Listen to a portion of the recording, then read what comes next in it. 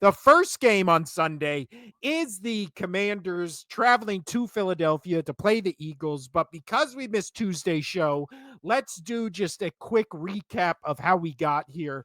First, starting with the Commanders, they blow out the Lions in Detroit 45-31. I've been saying it on this podcast for at least 2 months. There was going to be a game where the Lions lose a shootout. And that was just going to be that was going to happen. They needed to get one stop and they couldn't. I never in a million years would have thought it would have been this game against the Commanders, but it was this game against the Commanders. So, Well, the big thing that happened in this game, though, yes, the Commanders won by 2 touchdowns, but the big thing was the Lions had 5 turnovers. They've already done it once this season, and they were able to barely win, and so that was huge. Jared Goff let them down. Jared Goff let them down. yeah. Yeah. That's my whole take on this. Yes, I know the defense, let 45 points go up, but in my opinion, that's not their fault. They had to go back on the field 5 extra times that they weren't ready to go back on the field. Yeah. Oh man, my whole camera got all No, goofy. well, Goff threw the 3 interceptions. Jameis Williams, and maybe the play that officially put the nail in the coffin for the Lions season, has to do the wide receiver run around pass deep that he throws, the worst pass you're ever going to throw or you're ever going to see. It gets intercepted. They also had a fumble, and then again, Jared Goff fumble. yeah. And then He Jaden had Daniels. 4 of the 5 turnovers were on Goff. So Jaden Daniels, 22 for 31, 299, 2 touchdowns. Again, the offense for the Commanders looked fine, but if you look at the numbers in this game, you're like, wow, 45-31, that offense must have torn them apart. And it really wasn't. It was the Commanders defense, like you said. Lions offense could just not hold on to the ball. And again, we can't even say it's uncharacteristic of Jared Goff. He's had multiple games like this just this season.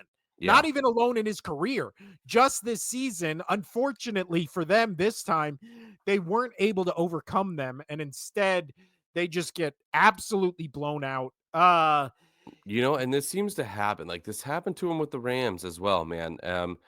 That's kind of why Sean McVay, you kind of saw that he was kind of over Goff and he was ready to make that change.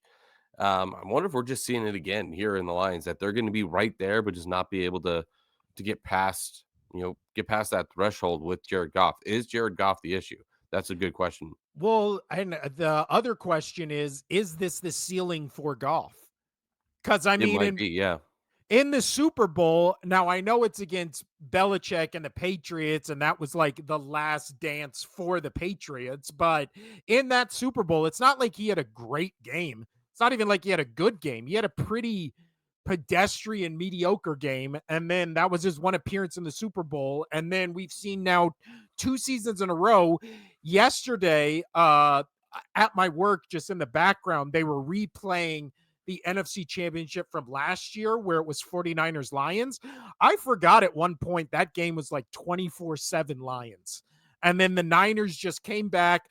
I think in that game, Goff also threw a bad interception. So it's like, is this just what Goff is? A great Gotcha. regular season quarterback that just kind of falls This was apart a in the longer playoffs. recap than we expected. Yeah. Um, Let me ask you Uh, this. I know that I know that you obviously want your Eagles to go, but if the Washington Commanders went, that would be just a pretty cool story for Jaden Daniels. Yeah, but I also don't, but it's not like now again, the Commanders, they've already won 3 Super Bowls when it was the early 90s and all that kind of stuff. They've been a dumpster fire for 20 years, but they've been a dumpster fire because of bad ownership. That's Yeah, literally it. and So that's changed though. the second their ownership changes, now all of a sudden they're good. So I feel bad for Commanders fans, but for the Commanders team itself, it's like everyone knew Dan Snyder was shit. Everybody was still like, it's not like that was a hidden secret or something like that. It's not like a Deshaun Watson thing where you're actively rooting against them because of how bad they are. But again, it's just the Commanders. I don't know. I feel like their story's good, but it's the least compelling of the other 3 teams Yeah. potentially going to a Super Bowl. So, I just don't think the cool story is we've never seen a rookie quarterback lead his team to a Super Bowl. That's the cool story right there, but for Yep. me, That's that's that's the kinda where only the that's the story only ends. yep, that's my only point on that, is that's why I was Yeah. saying it would be cool to see Jaden Daniels get there. So Yes. with that being said, let's get into that game. Washington, Philly. This will be the Well, 3rd meet. Casino. We have to recap Eagles Oh. Rams. And again, the best way to do that is with this video clip, which I think I have seen and watched 900 Wide times. open. You keep running. With 118 yards and adding to it. There goes Barkley into the clear through the snow all the way home. Da, da, da, da, da. I love when he lets go of the ball right here, though. Ah! That run is great. the the run and hitting the helmet as he's running might be the single greatest moment of my life that I have been the most hyped about in my entire life. Now, it obviously did help that I was in an Eagles I bar when was this I w happened. I was scared shitless that he was gonna fumble that doing that. I know, but the hitting the helmet as you're running into the end zone after you just broke off a 78-yard touchdown run, that's the coolest thing I've ever seen in my life. So, it was really That funny. So, is I saw something, I oh, think I sent it to you. Um, I think I sent it to you, but there was a girl, in the stadium, she was filming herself, and she was like, "Break off for an 80-yard run, break off for an 80-yard run." I think I sent it to you. I'm gonna pull it up. But it like, she got it. Like, she nailed it, and she just started freaking out. I thought it was fantastic. Yeah, I don't have it, but, uh, um what is it? Uh Eagles Rams game again, the most hyped I've ever been, followed by the most stressed out I've ever been in my life because there's there's very few people I don't want to root against and I'm scared to root against because of how good I know they are. Stafford. In that handful is Matthew Stafford Yeah. because he's just he He's feels like one of those quarterbacks, much like Mahomes, even though we hate him, but when the game's on the line and they win with a touchdown and the ball's in their hands, you're just sweating bullets. I work with a Rams fan who's like born and raised LA. When the Rams get the ball back and they complete that long pass to, I believe it was either Cup or I think it was Cup on the sideline where he gets both his feet in and all of a sudden they're like 20 yards out. He just starts blowing up my phone and just being like, here we go. It's happening. Like, blah, blah, I saw blah. all I sent you was dot, dot, dot, dot, dot. I was just like, I just wanted you to know I was watching and I'm concerned, but I didn't wanna, like, rile you up, so I just sent dots. That was it. Yeah. And everybody knows, especially when you watch as much football as obviously everybody who watches this show does, you know there's certain little things in a game where you're like, "Oh, this is going to be a factor at the end." So when Jake Elliott missed 2 field goals or when he missed 2 extra points and all of a sudden at the end of the game if they score, they win by 2, I was like, this is how these games happen. Like it's Mhm. like the little mistakes at the beginning where if they were going down and scoring a touchdown and all of a sudden that game goes into OT, I am not worried at all. Not worried at all. But the second they can win it at the end of regulation because of 2 missed field goals, I was like, this is always what happens in football. Like always this happens, but thank God they didn't. The bar, I'll tell you what, I was at the Eagles bar, which I always go to. The It's a great Saquon Bark, place. it's awesome. The Saquon Barkley run, the most people were losing their minds. My hand was throbbing and bright red from how many aggressive high fives I was giving out to just random strangers. I have never seen a tone Did the owner run shift. around with his hat? Weirdly, he was not there this time, Huh. which I thought was weird. He's I probably love that sick. hat. Yeah, it's awesome. The owners there is great. That place is great. I would shout it out, but I don't. It's already too crowded on game days. I don't want more people there. Well, you have to get, I mean, the Super Bowl, you had to get reservations, Well, we had to show up for the Super Bowl at 10 a.m. to get a seat. So and yeah, you were one of the last seats in there, I believe. yeah.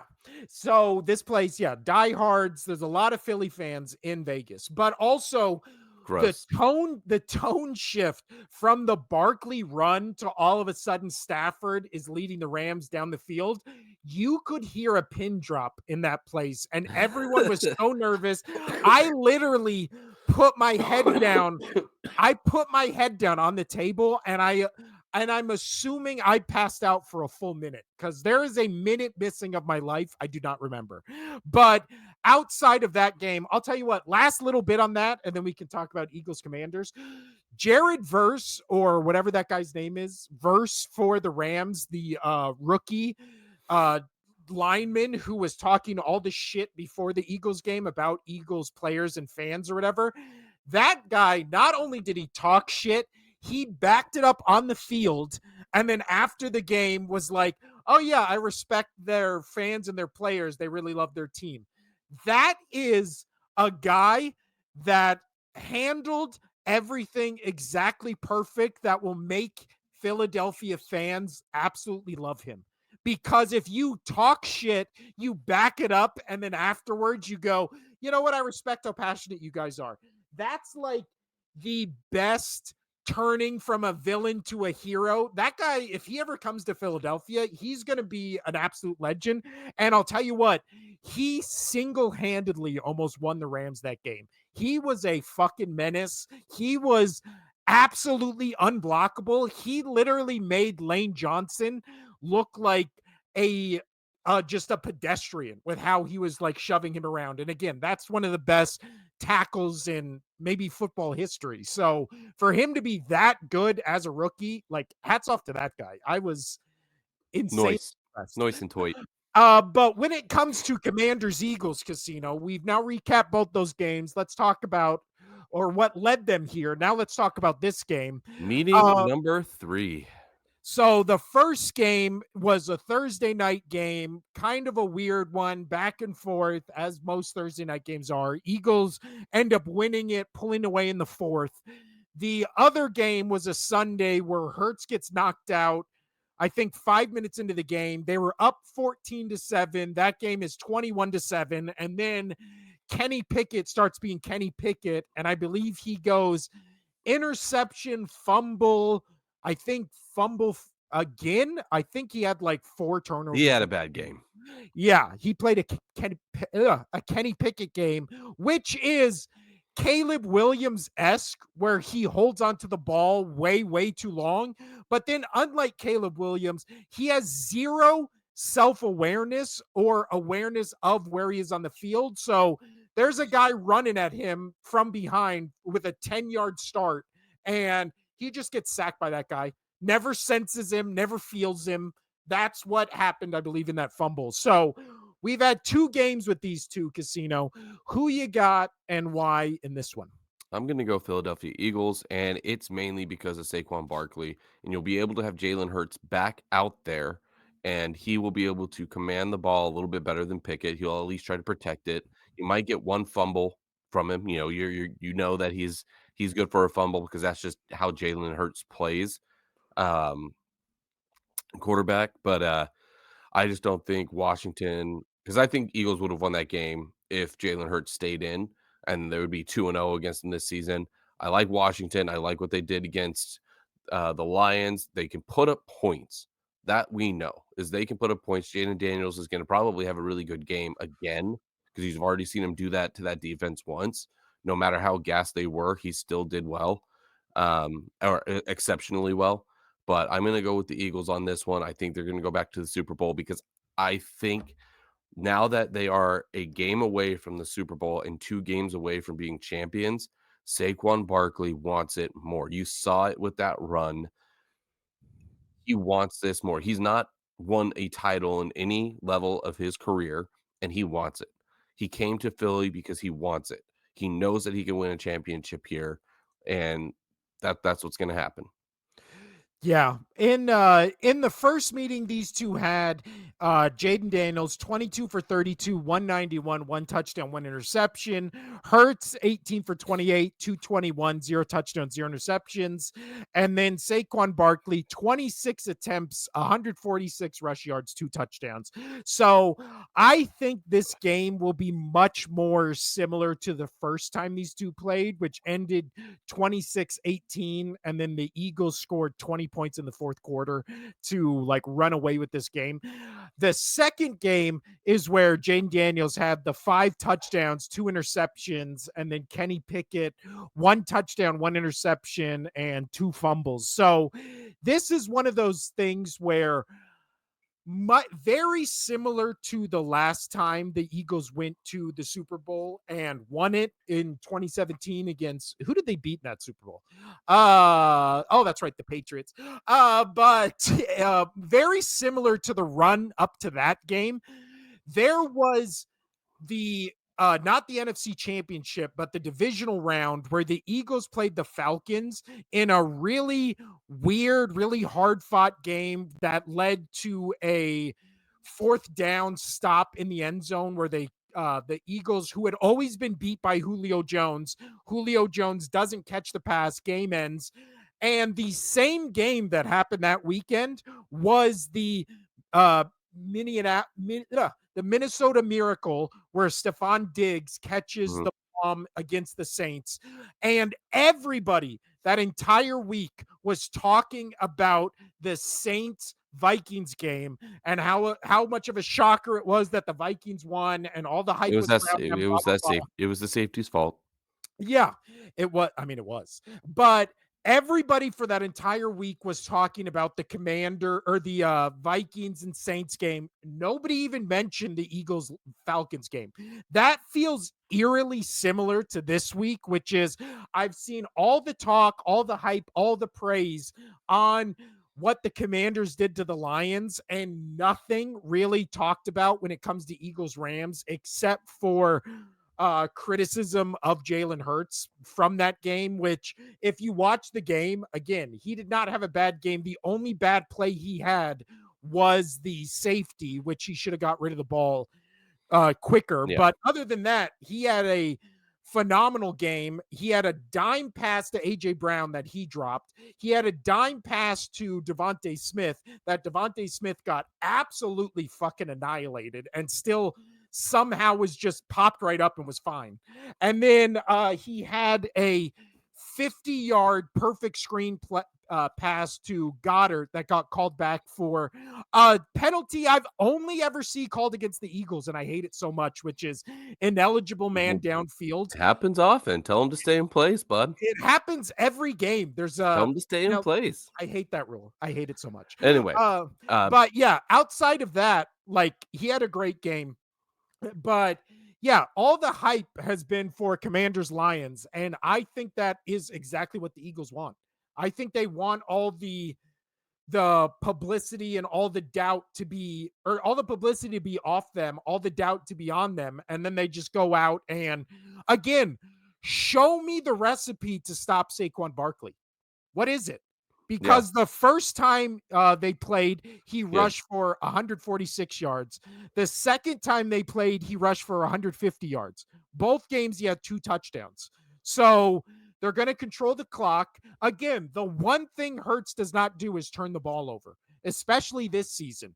So they lost the last game by 3 points because Kenny Pickett turned the ball over 3 times. So Yeah. even if there is a Jalen Hurts fumble, as long as he doesn't turn it over 3 times, I think they win this game easy. Now, Yeah, I totally agree. no discredit to the Commanders. I just think the Eagles are a better team, and everybody's trying to act like, oh, well, the Commanders already beat the Eagles, as if there's no other story to that game. It's just like, well, they outplayed them. It's just like, no, their best, the safety for the Eagles got ejected. Hurts got knocked out almost immediately into the game, and the rest of it was just again, they win that game if And then the Devontae backup Smith. quarterback has 3 turnovers. Yeah, and then again, Devontae Smith, one of the most sure-handed receivers in the league, drops a pass that hits him where there's nobody within 20 yards of him that would have ended the game. Yeah. So again, there was 3 things in that game that are not going to happen in this game Yeah. that are going to be the difference.